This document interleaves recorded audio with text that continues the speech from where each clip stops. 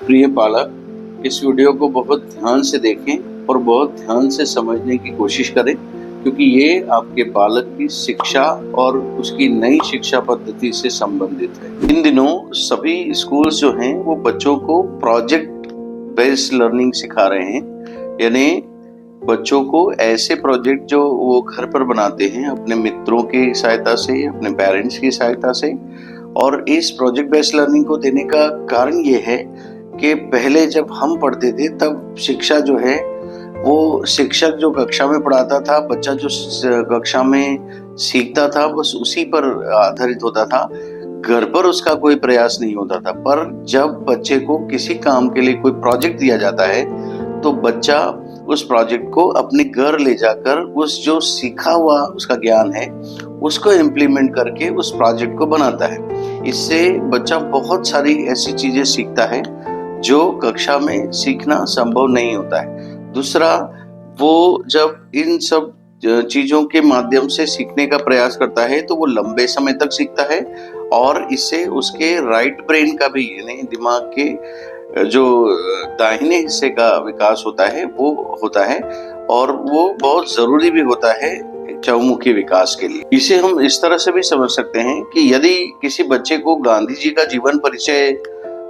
सिखाया जाए या उसे याद कराया जाए, बजाय इसके यदि उसे गांधी जी बनने और अपने बारे में बताने के लिए कहा जाए, भाषण देने के लिए कहा जाए, तो मुझे लगता है कि वो गांधी जी के बारे में जितने भी तथ्य हैं, जितने भी फैक्ट्स हैं, उनको वो पूरी जिंदगी याद रख पाएगा। एक लंबे समय तक याद रखने के लिए ये प्रोजेक्ट देना या इस तरह से ये जो नई तरीके से हम सिखाने के प्रयास में हैं वो बहुत मददगार साबित होगा। वैसे ही यदि किसी कहानी का मंचन बच्चे करते हैं तो कहानी याद करने के बजाय, प्रश्नोत्तर के बजाय अगर वो कहानी का मंचन करते हैं तो निश्चित तौर पर कहानी के सभी पात्रों के बारे में वो बहुत अच्छे से जान पाएंगे,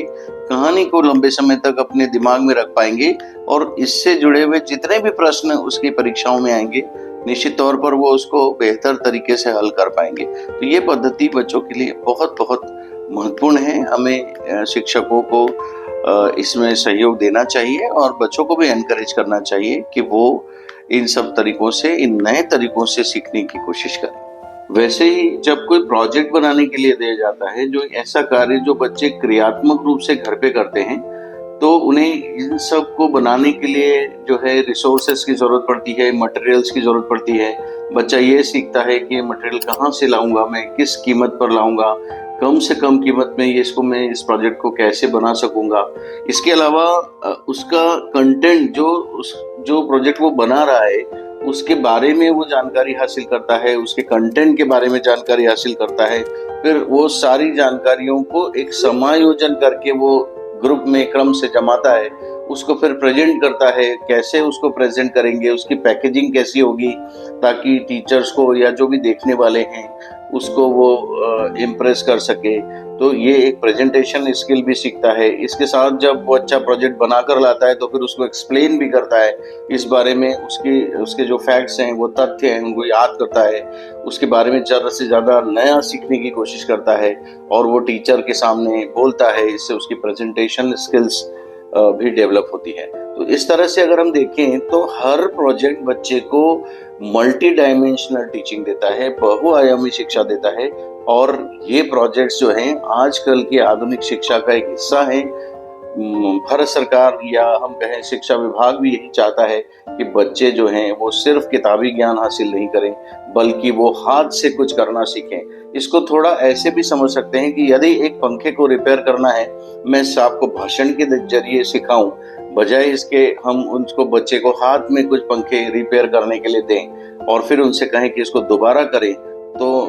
मैं समझता हूँ कि केवल सुना हुआ या पढ़ा हुआ करने के बजाय बच्चा उस चीज को दोबारा कर सकेगा जिंदगी में जिसको उसने एक बार परफॉर्म कर लिया है। तो आपसे उम्मीद है कि आप इन चीजों को समझेंगे और बच्चे को जो है वो प्रेरित करेंगे कि वो इन तकनीकी चीजों को समझें और ज्यादा से ज्यादा सीखने का प्रयास करें। धन्यवाद।